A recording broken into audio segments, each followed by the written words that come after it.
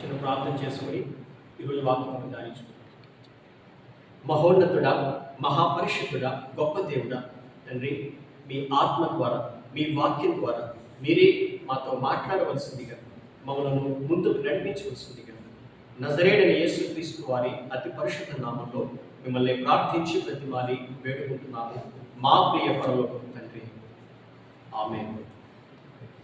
ఏమండి, ఈరోజుకు మన యొక్క వాక్యాంశముగా సమర్పణ ఏంటండి? సమర్పణ, టు సరెండర్ లేదా సబ్మిషన్ అనేటువంటి ఆ యొక్క అంశాన్ని ఈరోజు మన యొక్క వాక్యాంశంగా మనం తీసుకుంటాం. బైబిల్ గ్రంథంలో చాలామంది విశ్వాసుల్ని మనం చూడగలుగుతాం. చాలామంది వ్యక్తులు దేవుణ్ణి నమ్ముకున్న వారిగా, దేవుని పట్ల విశ్వాసం కలిగిన వారిని అనేక మందిని మనం బైబిల్ గ్రంథంలో చూస్తాం. కానీ అందులో కొందరు మాత్రం చాలా ప్రత్యేకం కదండి. ఆ అనేక మందిలో కొంతమంది చాలా ప్రత్యేకం. ఎందుకండి అంత ప్రత్యేకం? ఎవరైనా చెప్తారా? Why some people are very special?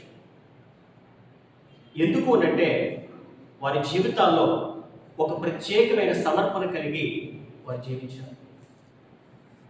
మరి ఏదైతే ఏ స్థితిలో అయితే వారు ఉన్నారో, వారు ఉన్న స్థితిలోనే దేవునికి తమ యొక్క జీవితాలను అర్పించి ఒక సమర్పణ కలిగి వారు జీవించడం ద్వారా ఆ ప్రత్యేకమైన జీవితాన్ని వారు జీవించగలిగారు. ఆ యొక్క గొప్ప విశ్వాసవీరులుగా వారు ఆఖరి క్షణం వరకు దేవుని కూడా నమ్మకంగా బ్రతకగలిగారు.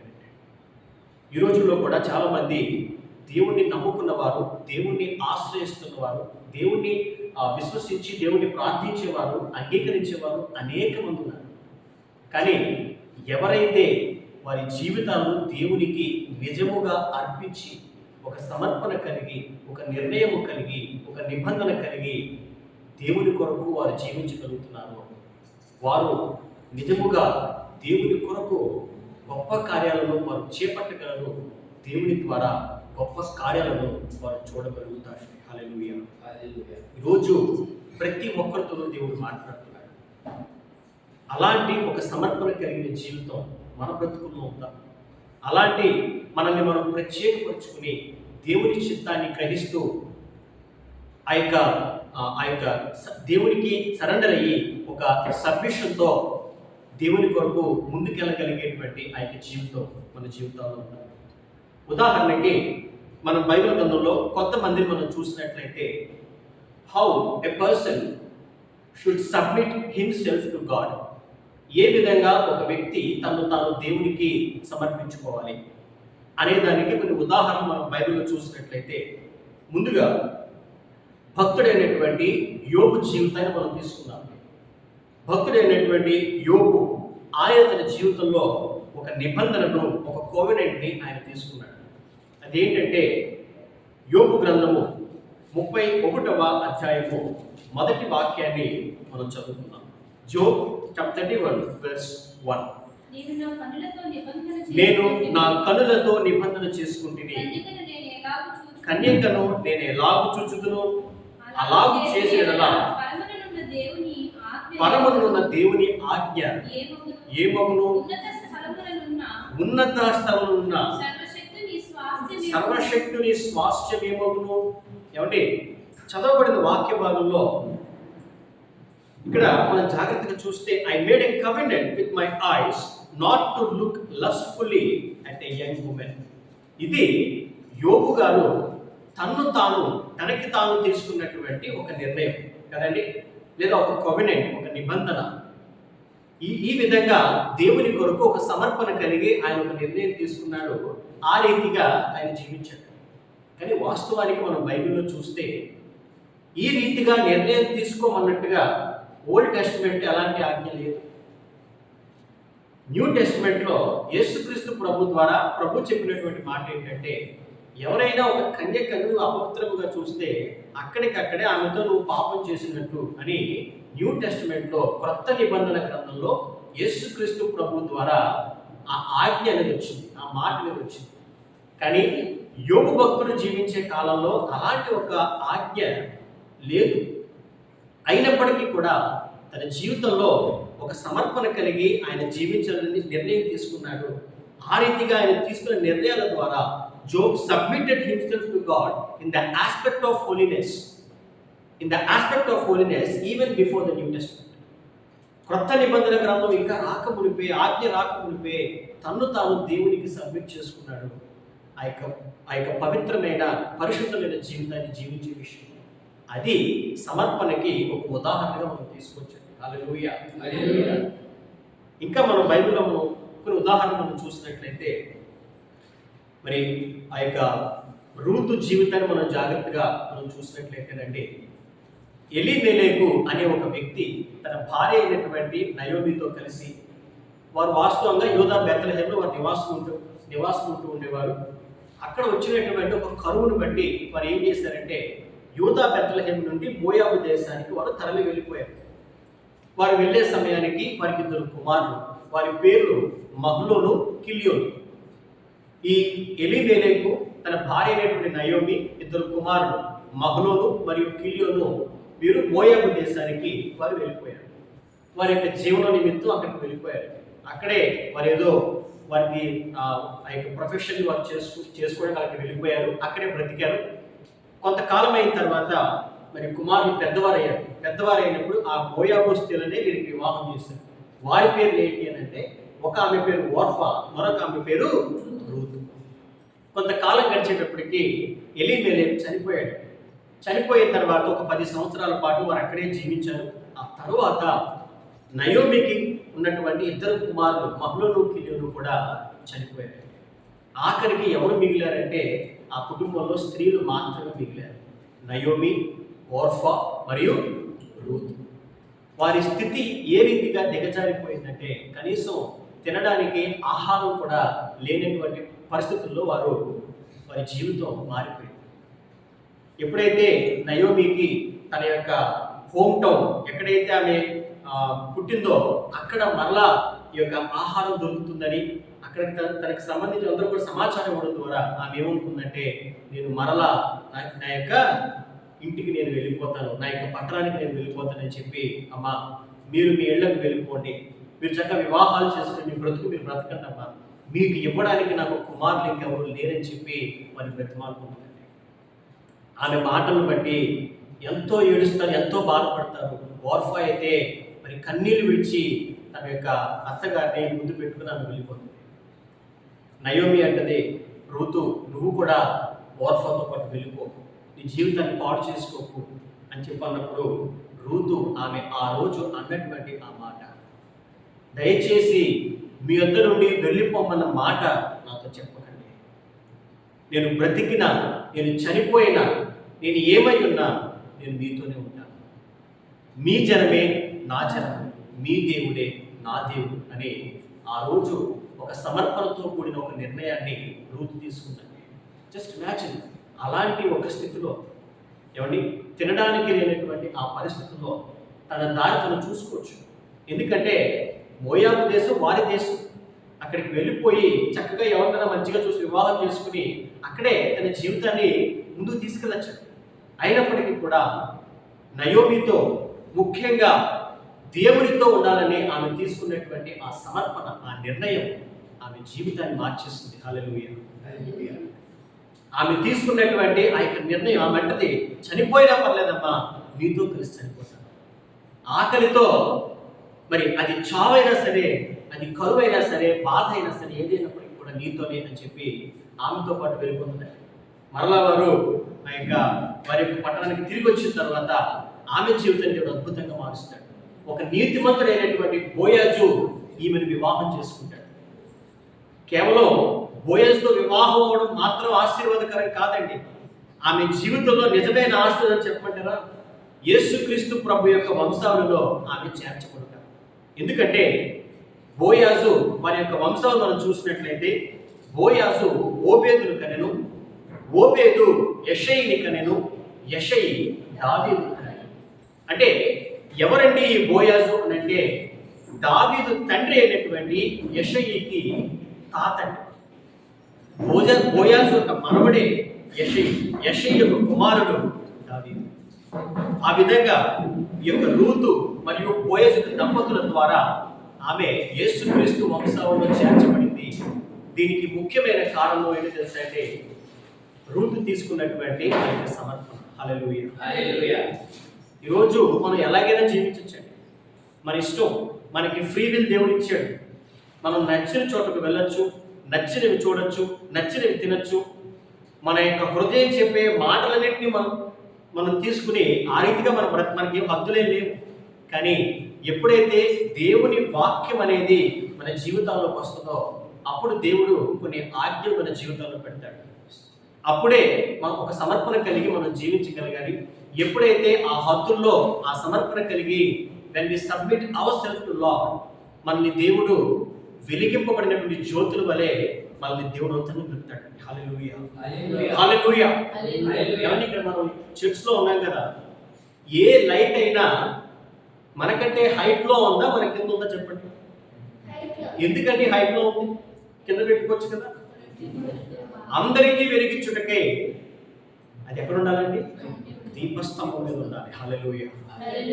అలాగే మన బ్రతుకులు కూడా వాక్యంలో రాయబడింది, ఈ లోకానికంటే మనం ఉప్పై ఉన్నాం.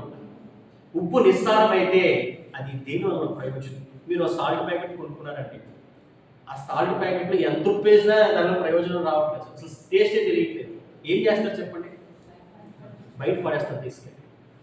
మన జీవితాలు సారవంతంగా లేకపోతే దేవుడు కూడా అదే చెప్తున్నాడండి. మీరు చల్లగానేనో వేడిగానేనో లేక నులివెచ్చగా ఉన్నట్లయితే ఉమ్మి వేయబడతారని దేవుడు ఆయన వాక్యంలో స్పష్టంగా చెప్తున్నారు. ఈరోజు వాక్యం వింటున్నవారు, దేవుణ్ణి అంగీకరించిన వారు, వాక్యం చదువుతున్నవారు ఇంకా ఒక సమర్పణ లేకుండా, ఒక సబ్మిషన్ లేకుండా తమ ఇష్టానుసారంగా జీవిస్తూ కేవలము ఆదివారం మనం చర్చికి వచ్చామా, కాసేపు వాక్యం విన్నామా, సమయం దొరికినప్పుడు బైబిల్ చదివామా అన్నట్టుగానే ఉంటే మాత్రం మనం ఎప్పటికీ ఆ జ్యోతుల వలె మనం జీవించలేము. మన బ్రతుకుల్లో దేవుని వలన మనం ఎలాంటి ప్రయోజనాన్ని మనం పొందలేము. నిజంగా మనం దేవుని ద్వారా ఉన్నతంగా మనం ఉండాలి, ఉన్నతమైన కార్యాలను మనం చేపట్టాలి, మనం దేవుణ్ణి మహిమపరచగలగాలి అంటే ఒక సమర్పణ కలిగి మనం జీవించాలి. యోబు భక్తుడు తీసుకున్నట్లుగా, మోషే తీసుకున్నట్లుగా, అబ్రాహాము తీసుకున్నట్లుగా, యాకోబు తీసుకున్నట్లుగా ఎప్పుడైతే ఒక నిర్ణయాలను, కొన్ని నిబంధనలను, ఒక సమర్పణ మనం తీసుకోగలుగుతామో అప్పుడే మనం దేవుని కొరకు గొప్పగా జీవించగలుగుతాం. హల్లెలూయా. కాబట్టి ఈ మాట వింటున్నటువంటి వారు ప్రతి ఒక్కరితోనూ దేవుడు మాట్లాడుతున్నాడు. మనల్ని మనం ప్రత్యేకపరుచుకున్నాం, మనల్ని మనం దేవునికి సబ్మిట్ చేసుకున్నాం, మనల్ని మనం దేవునికి సమర్పించుకున్నాం. అప్పుడే మనతో దేవుడు చక్కగా మాట్లాడగలుగుతాడు. అప్పుడు మనకి మనం వెలుగుకరంగా, దీవెనకరంగా ఉండగలుగుతాం. అందరికీ వెలుగుచ్చుటకే అనేక మందిని క్రీస్తు కొరకు మనం సంపాదించగలుగుతామని కూడా దేవుడు ఆయన వాక్యం ద్వారా ప్రతి ఒక్కరితో మాట్లాడుతున్నాడు. మరి ఈరోజు ఈ వాక్యం వింటున్న వారు మరి మన జీవితం ఏ రకంగా ఉంది, మన బ్రతుకు ఏ రకంగా ఉంది, మనం దేవుడిని నమ్ముకొని ఎన్ని సంవత్సరాలు అయింది, దేవుని కొరకు నిజంగా ఏదైనా ఒక సమర్పణ మన జీవితంలో ఉందా, నిజంగా మనం దేవునికి సరెండర్ అయ్యి జీవిస్తున్నామా, లేదా ఏ ఎండకు ఆ గొడుగును మనం పడుతున్నామా? ఏమండి, ఇది ఒక సామెత ఏంటంటే, ఏ ఎండకు ఆ గొడుగు. చాలా చక్కగా పడతారు కొంతమంది. ఇక్కడ ఉన్నప్పుడు వీరి మాట, అక్కడ ఉన్నప్పుడు వారి మాట, మరొక చోట మరొకరి మాట చెప్తూ, అదేంటనంటే వారి పనులు వారు జరిగించుకోవడం కోసం ఎక్కడ వేసినా తాళం ఏంటండి, ఎక్కడ వేయాల్సిన తాళం అక్కడ వేస్తారు. తమ పనులైతే తమ జరిగించుకుంటారు, కానీ దేవుని విషయంలో వారికి ఎలాంటి ప్రయోజనం ఉండదండి. మనం దేవుని కొరకు మనం నమ్మకంగా జీవించగలగాలి. ఉదాహరణకి బైబిల్లో అంటే ఏ ఎండకు ఆ గొడుగు అనే వారికి చక్కగా ఉదాహరణ మనం బైబిల్లో చూస్తే, మీ అందరికీ ప్రవక్త ఎలీషా తెలుసు కదండి. ఎలీషా ఆయన శిష్యుడి పేరేంటండి? నేను చాలాసార్లు చెప్పాను. ఎవరండి? మీరొద్దు, మీరు చెప్పకండి. ఎలీషా భక్తుడైనటువంటి గెహాజీ ఏ ఎండకి ఆ గొడుగు పట్టడంలో ఆయన ఎక్స్పర్ట్ అండి. అందరికీ గురువు ఒక రకంగా చెప్పాలంటే. ఏ రకంగా అంటే, నయమాన్, కుష్ఠవ్యాధి కలిగినటువంటి నయమాన్ అనే వ్యక్తి ఎవరో ఒక పాప చెప్పిందని చెప్పి ఆ యొక్క ఇజ్రాయెల్ దేశానికి వస్తాడు. ప్రవక్త అయినటువంటి ఎలీషాని సంప్రదిస్తాడు. ఆయన ఏం చెప్తాడు? యోర్దాను నదిలో 7 సార్లు మునగమని చెప్తాడు. మొదట్లో కోపగించుకున్న, ఆ తర్వాత వెళ్ళి 7 సార్లు మునుగుతాడు. పసిపిల్లల వంటి దేహాన్ని ఆయన పొందుకుంటాడు. ఇదంతా అయిపోయిన తర్వాత ఆ యొక్క నయమాన్ అంటాడు, అయ్యా కొన్ని బహుమానాలు నీ కోసం తెచ్చానయ్యా, నా జీవితాన్ని మార్చవయ్యా, కొన్ని బహుమానాలు తీసుకోవాలంటే నాకు ఏమీ అక్కర్లేదు, వెళ్ళిపోమని చెప్తాడు. ఈ యొక్క గెహాజీ ఏం చేస్తాడండి? గురువు గారికి ఏమి చెప్పడం, సైలెంట్గా ఆయన దగ్గరికి వెళ్ళి గురువు గారికి ఎవరికి ఏం తెలియకుండా, గురువు గారు అంటే కొన్ని బట్టలు ఇమ్మని చెప్పారండి, మరి ఆయన ఎవరో వస్తున్నారండి దూరం నుంచి, వారందరికీ కొన్ని బట్టలు అయ్యి ఇవ్వన్నారని చెప్పారండి. కొన్ని మూటలంతా కూడా చక్కగా ఆ యొక్క బట్టలు, వస్తువులు, బహుమానాలన్నీ ప్యాక్ చేసుకుని చక్కగా రహస్యంగా తెచ్చుకుంటాడు. ఇక్కడ వేసే తాళం అక్కడ వేసాడు. ఎవరి దగ్గర? సిరియా దేశపు సైన్యాధిపతి అయినటువంటి నయమాన్. అదంతా తీసుకొచ్చి గదిలో పెట్టి తాళం వేసుకున్నాడు. తాళం వేస్తుంటే ఆయన గురువు గారు చూశారు, ఎలీషా గారు చూశారు. ఏంటయ్యా, ఏం చేస్తున్నావయ్యా గెహాజీ అంటే, అయ్యగారు ఏమీ లేదండి ఇప్పుడు బొంగుతాడండి, అబద్ధాలు ఆడతాడు, బొంగుతాడు. ఆ తర్వాత ఎలీషా అంటారు, నీవు నయమానుతో మాట్లాడుతూ నాకు తెలియదు అనుకుంటున్నావా గెహాజీ? ఏ కుష్ఠవ్యాధి అయితే ఆయన ఇక్కడ విడిచి వెళ్ళిపోయాడో అదే కుష్ఠవ్యాధి నీకును, నీ బిడ్డలకును, నీ తరములకును అంటుకునుగాక అంటాడు. చూసారా, మనం ప్రభువులోకి వచ్చిన తర్వాత మనల్ని మనం ప్రత్యేకపరుచుకోకుండా ఆ ప్రాచీన స్వభావం కలిగి మనం జీవిస్తే దేవుని యొక్క ఉగ్రతకు, దేవుని కోపానికి మన మీదకి రప్పించుకునేవారు అవుతాం. అందుకే దేవుడు ఆయన వాక్యం ద్వారా మాట్లాడుతాడు, when you are in Christ, నువ్వు క్రీస్తులో ఉన్నప్పుడు నూతన సృష్టిగా నువ్వు ఉండాలి. పాతవి గతించుకోవాలి. ఇంకా నువ్వు పాతమైనవి, రోతమైనవి నీలో ఉంచుకుంటే మాత్రం దానివల్ల ఎలాంటి ప్రయోజనం ఉండదండి. ఇంకా అది ఏం చేస్తుందంటే అంతటినీ కలుషితం చేసేస్తుంది, మాలిన్యం చేసేస్తుంది, ఎందుకు ఉపయోగపడకుండా చేసేస్తుంది. కాబట్టి వాక్యం వింటున్న వారు మనల్ని మనం ప్రత్యేకపరచుకుంటాం. కొన్ని నిర్ణయాలను ఆత్మ ద్వారా మనం తీసుకుంటాం. ఈ రోజే, ఈ క్షణమే మనం తీసుకుంటాం. ఇప్పటి వరకు సమయం గడిచిపోయింది, ఇంకా ఆలస్యం కాలేదు. మరి దేవుని యొక్క ఆ యొక్క ఆత్మ ప్రేరేపణ బట్టి కొన్ని నిర్ణయాలు మనం తీసుకుందాం. ఒక సమర్పణ కలిగి మనం జీవితం. ఇంకా మరొక ఉదాహరణ చెప్పమంటారా? దేనికి? ఏ ఎండకి ఆ గొడుగు. అననీయ సభ్యులను తీసుకుంటాం. సేమ్ తాళం కదండి. వీళ్ళు ఏకంగా పరిశుద్ధాత్మనే మోసం చేస్తున్నారు. ఎలాగానంటే ఒక పొలం అమ్మారు, ఆ డబ్బంతా వారి చేతుల్లోనే ఉంది. కొంత డబ్బు పక్కన పెట్టారు, కొంత తీసుకొచ్చారు, అపోస్తుల దగ్గర పెట్టారు. ఇదే మొత్తం డబ్బు అని చెప్పి పరిశుద్ధాత్మతోనే వారు అబద్ధం చెప్పడం ప్రయత్నం చేస్తారు. ఆఖరికి ఏమైంది? వారు చేసిన పొరపాటును బట్టి వారు మరణించారు, దేవునికి దూరం అయిపోయారు, అపరాధులుగా చరిత్రలో నిలిచిపోయారు. కాబట్టి ప్రతి ఒక్కరితో దేవుడు మాట్లాడుతున్నాడు. దేవుడిని నమ్ముకోవడము, క్రీస్తుని అంగీకరించడం అంటే ఆదివారం చర్చికి రావడం మాత్రమే కాదు, అప్పుడప్పుడు సమయం దొరికినప్పుడు బైబిల్ చదవడం మాత్రమే కాదు. బ్రతుకును మార్చుకోవాలి, జీవితాలను మార్చుకోవాలి. జీవితం మారకపోతే, బ్రతుకు మారకపోతే దానివల్ల మనకి ప్రయోజనం ఉండదని కూడా మరొకసారి దేవుడు అందరితో దేవుడు మాట్లాడుతున్నాడు. అందరికీ ఖండితంగా దేవుడు ఆజ్ఞాపిస్తున్నాడు. ఎవరి నా జీవితంలో నేను ఏమేమి దేవుడి కొరకు సమర్పించుకోవాలండి, ఎలా నేను సమర్పణ కలిగి జీవించాలండి అంటే కొన్ని మాటలు మీతో పంచుకోవాలని ఇష్టపడుతున్నాను. అందులో మొదటి మాట ఏంటంటే రోమాపత్రిక 12వ అధ్యాయము, రోమన్స్ చాప్టర్ 12 verse 1 and 2. కాబట్టి సహోదరులారా, చదవండి. కాబట్టి సహోదరులారా, పరిశుద్ధమును దేవునికి అనుకూలమునైన సజీవ యాగముగా మీ శరీరములను ఆయనకు సమర్పించుకొనుడని దేవుని వాత్సల్యమును బట్టి మిమ్మును బతిమాలుకొనుచున్నాను. ఇట్టి సేవ మీకు యుక్తమైనది.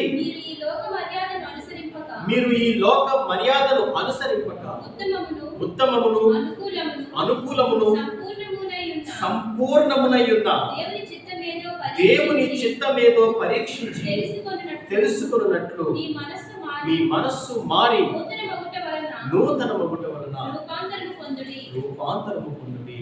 ఏమండి, ఇక్కడ అపోస్తలుడైనటువంటి పౌలు ఈ మాటను ఆయన మిమ్మల్ని బ్రతిమాలుకొనుచున్నాను అని అంటే ఏదో మనల్ని నిజంగా సూచిస్తున్నారు, ఇది కేవలం ఒక సూచన వాక్యం మాత్రం అనుకోకండి. ఇది ఒక ఆజ్ఞ, ఇది ప్రతి ఒక్కరూ పాటించవలసినటువంటి ఆజ్ఞ. ఏంటి ఆజ్ఞ అంటే, సజీవ యాగముగా మీ శరీరములను ఆయనకు సమర్పించుకుంది. We have to sacrifice, or we have to present our bodies as a living sacrifice to God. ఎందుకంటే ఈ దేహము దేవుని పరిశుద్ధాత్మకు ఆలయంగా ఉందండి. దిస్ ఇస్ నాట్ ఏదో మన శరీరం అంటే నా ఇష్టం నేను చేస్తానంటే కుదరదు. ఈ దేహము దేవుని యొక్క పరిశుద్ధాత్మకు ఆలయంగా ఉందనే సత్యాన్ని మనం గ్రహించి దీన్ని దేవుని కొరకు మనం సమర్పించగలం. ఎందుకంటే క్రీస్తు ఆయన రక్తము ద్వారా మనల్ని సంపాదించాడు. ఆయన దేహములో ఆయన పొందిన గాయముల చేత మనల్ని దేవుడు స్వస్థపరిచాడు. కాబట్టి నిజంగా ఈరోజు ఒక తీర్మానం మనం తీసుకున్నాం, ఒక నిర్ణయం మనం తీసుకున్నాం. నా శరీరాన్ని సజీవ యాగముగా ప్రభువా నేను నీకు సమర్పిస్తున్నాను. ఏ రీతిగా ముందుకు తీసుకెళ్తావు నాయన, నన్ను ముందుకు తీసుకెళ్ళని చెప్పి ప్రతి ఒక్కరు దేవునికి ప్రార్థన చేస్తాం. మరొక మాట మనం చూసినట్లయితే అదే రోమపత్రిక 6వ అధ్యాయం 16వ వాక్యాన్ని మిమ్మల్ని చదువుతారా? రోమపత్రిక 6వ అధ్యాయము 16వ వాక్యం. లోబడుటకు దేనికి మిమ్మును మీరు దాసులుగా అప్పగించుకుందురో అది చావు నిమిత్తముగా పాపమునకే గాని నీతి నిమిత్తముగా విధేయతకే గాని దేనికి మీరు లోబడుదురో దానికే దాసులగుదురని మీరు ఎరుగరా? మీరు పాపమునకు దాసులై ఉండిరి గాని ఏ ఉపదేశమునకు మీరు అప్పగింపబడితిరో దానికి హృదయపూర్వకముగా లోబడిన వారై పాపము నుండి విమోచింపబడి నీతికి దాసులైతిరి. చాలా ఇందుకు దేవునికి స్తోత్రము. Decision is yours. నువ్వు ఏ నిర్ణయం తీసుకుంటావో అది నీ ఇష్టం. ఒకవేళ ఆయన అంటున్నాడు మీరు దాసులుగా అప్పగించుకుందురో అది చావు నిమిత్తము పాపమునకే గాని, ఏమండి, అది చావు నిమిత్తము పాపమునకే గాని నీతి నిమిత్తము విధేయతకే గాని దేనికి మీరు లోబడుదురో దానికి మీరు దాసులుగా ఉంటారు. ఈరోజు మనం పాపానికి లోబడే వారమైతే మనం మరణానికి పాపానికి దాసులుగా ఉంటాం. అలా కాకుండా మనం దేవునికి విధేయులై ఉన్నట్లయితే ఆయన అంటున్నాడు నీతి నిమిత్తమై మనం దేవునికి లోబడాలి. అంటే ఏంటండి? Serve lord as a righteous servant. నీతి అనేది చాలా ప్రాముఖ్యం. ఎవరైతే నీతి విషయంలో దేవునికి విధేయులై ఉంటారో ఆయన చెప్తున్నాడు జీవానికి దేవునికి దాసులై ఉన్నారు. అదే సూచన. అలా కాకుండా ఏమండి నేను దేవుడిని ఎంతో బ్రహ్మాండంగా ప్రార్థన చేస్తానండి, రోజుకి 2-3 గంటలు ప్రార్థన చేస్తాను, 2-3 గంటలు వాక్యం చదువుతానని చెప్పి నీతి లేకపోతే ఉపయోగం లేదండి. We have to serve Lord as a righteous servant. మన యొక్క విశ్వాసంలో నీతి ఉండాలి. ఆ నీతి లేకపోతే దేనికి ప్రయోజనం లేదండి. కాబట్టి నీతి విషయమై ఒక సమర్పణ కలిగి మనం దేవుని కొరకు జీవించాలి. ఉదాహరణకి పొట్టి జక్కయ్యని మీరు తీసుకోండి. అప్పటి వరకు అవినీతిగా జీవించాడు, అవిధేయుడిగా జీవించాడు. ఎప్పుడైతే నీతి విషయమే అతను దేవునికి లోబడ్డాడో వెంటనే ప్రభు అన్నటువంటి మాట ఇతడును అబ్రహాము సంతానమే. ఏంటండి? జస్ట్ ఏదైతే నేను నీతి విషయం తీసుకున్నాడో వెంటనే ప్రభు ఇతడును అబ్రహాము సంతానం. ఈరోజు అలాంటి ఒక సమర్పణ మన జీవితంలో మనం ఉండాలి. మనం ఉన్నత స్థితిలో ఉన్నామా, గొప్ప స్థానాల్లో ఉన్నామా, లేదా అల్పులుగా ఉన్నామా, మనం ఎక్కడ ఉన్నప్పటికీ కూడా నీతి అనేది మన బ్రతుకుల్లో ఉండాలి, మన జీవితంలో ఉండాలి. అది ప్రభువు కనిపించాలి. హల్లెలూయా. 3వ వాక్యంలో మనం చదువుకుందాం. 1 పేతురు పత్రిక 2వ అధ్యాయం 9వ వాక్యాన్ని జ్యోతి గారు చదువుతారండి. 1 Peter chapter 2 verse 9. 214 page number అండి.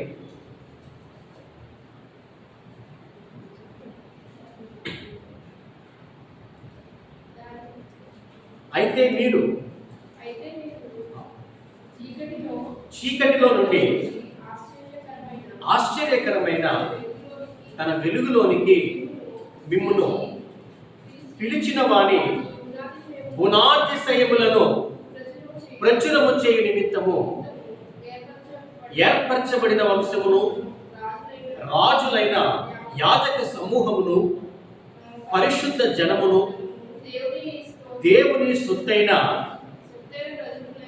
శుద్ధైన ప్రజలునై ఉన్నారు. ఒకప్పుడు ప్రజగా ఉండక ఇప్పుడు దేవుని ప్రజలైతే, ఒకప్పుడు కనికరింపబడక ఇప్పుడు కనికరింపబడిన వారైతే. You are a chosen person, so live for God. మనం ప్రత్యేకింపబడిన వారమండి, మనం అందరిలాగా కాదు.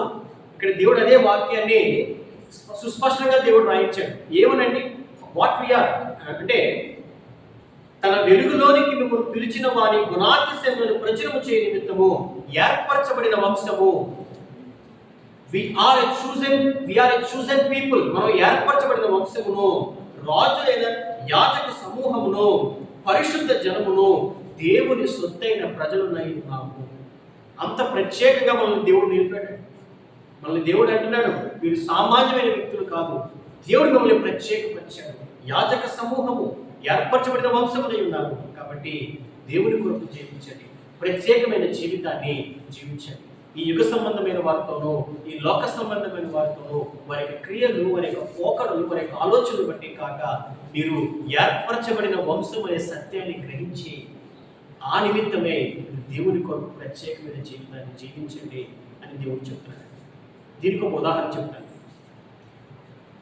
ఆది కాండంలో దేవుడు సమస్త మానవాన్ని సృష్టించిన తర్వాత మరి ఆ యొక్క నరులు విస్తరించిన తర్వాత వారు నడిచేటువంటి వారి యొక్క నడత, పోకడ పూర్తిగా దేవునికి విరోధంగా మారిపోయింది. వాయు వరుసలు లేవు, నీతి లేదు, న్యాయం లేదు, ఒక ప్రత్యేకమైన జీవితం లేదు. వారి ఇష్టానుసారంగా వారు జీవిస్తున్నప్పుడు దేవుడు అన్నటువంటి మాట ఏంటంటే, నరులను ఈ భూమి మీద నిర్మించినందుకు నాకు ఆయాసం కలుగుతుంది, నాకు బాధ కలుగుతుంది అని చెప్పి దేవుడు చెప్పాడు. అలాంటి సమయంలో ఒక్క వ్యక్తి మాత్రం నీతిపరుడిగా, నిందారహితుడిగా, యథార్థవంతుడిగా జీవించాడు. ఆ వ్యక్తే నోవహు. ఈ వాక్యం ఒక్కసారి నోవహుకు అప్లై చేయండి. ఏ ప్రత్యేకమైన జనముగా దేవుడు మన గురించి చెప్తున్నాడో, ఆ రోజు సమస్త భూమిలో ఉన్న వారందరూ కూడా అవిధేయులుగా ఉన్నప్పుడు తానొక్కడే దేవుని కొరకు నీతిపరుడుగా నిలబడ్డాడేమో, దేవుడు బ్రతికించాడు. ఆ నోవహు ద్వారానే మరలా దేవుడు జనాంగాన్ని భూమి మీద తీసుకొచ్చాడు. కాబట్టి ఆ ప్రత్యేకింపబడినటువంటి ఆ యొక్క జీవితము మన బ్రతుకుల్లో ఉండాలి. మనం ఏ విషయంలో దేవునికి మనం సమర్పించుకోవాలంటే, మొదటిది మన దేహముల విషయంలో present your bodies as a living sacrifice. మన దేహములను సజీవ యాగముగా మనం దేవునికి సమర్పించుకోవాలి. రెండవది serve lord as a righteous servant. నీతి విషయమై మనం దేవునికి ఒక సమర్పణ కలిగి మనం జీవించాలి. మూడవదిగా you are a chosen people.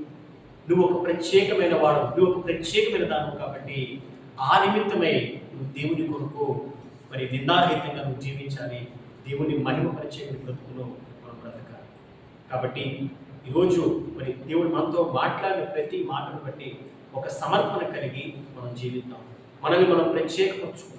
వారిని బట్టి, వీరిని బట్టి, వారి మాటలను బట్టి, వీరి మాటలను బట్టి, వారు చూపించేటువంటి ఆ యొక్క కల్పన, ఆ యొక్క లోక సంబంధమైన వాటిని బట్టి మనం లొంగిపోకుండా, నేను దేవుని సొత్తైన ప్రజలు, నేను దేవుడు ఏర్పరచబడినటువంటి ఆ యొక్క యాజక సమూహాన్ని, కాబట్టి నేను దేవుని కొరకు నేను బ్రతుకుతాను అనే ఒక నిర్ణయం మనం తీసుకుందాం.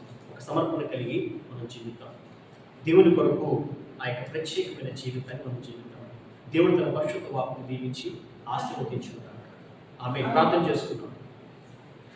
మహోన్నతమైన మా ప్రభువ, మా ప్రియ పరలోకపు తండ్రి, మీ పరిశుద్ధ గల నామానికి లెక్కలేని స్తోత్రాలు, కృతజ్ఞతాస్తుతులు చెల్లిస్తున్నాం. విత్తబడినటువంటి ఈ వాక్యము మా హృదయాల్లో నాటబడి ఫలింపజేయటకు సహాయం అనుగ్రహించండి. దేవా ప్రభువా, మరి ఆనాడు మీ భక్తులు మీ నిమిత్తమై ఒక సమర్పణ కలిగినటువంటి జీవితాన్ని ఏ రకంగా వారు జీవించారు, ఒక ప్రత్యేకమైనటువంటి జీవితాన్ని ఏ రకంగా వారు జీవించారు, అలాంటి ఒక జీవితాన్ని, అలాంటి ఒక బ్రతుకును మేము కూడా జీవించినట్లు మా అందరికీ సహాయం అనుగ్రహించవలసింది.